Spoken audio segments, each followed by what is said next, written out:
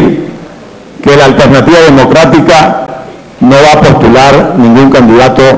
para la directiva de la Asamblea Nacional, porque conocemos de antemano la decisión excluyente, negadora de la voluntad popular que representamos,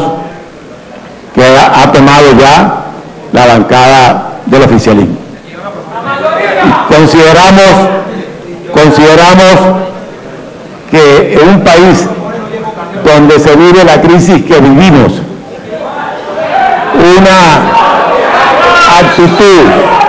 una actitud excluyente,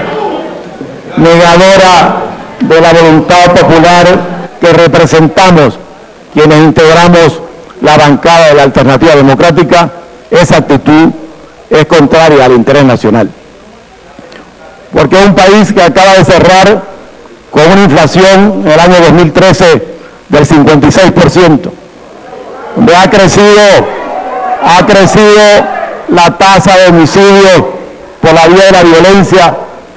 donde está pendiente la designación de varios poderes públicos que tienen el periodo vencido. Evidentemente,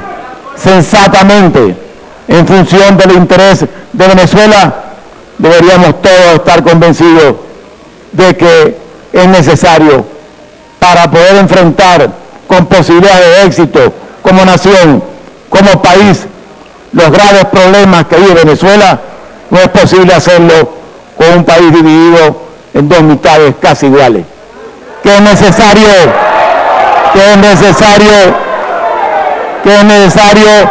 un diálogo en función del interés nacional,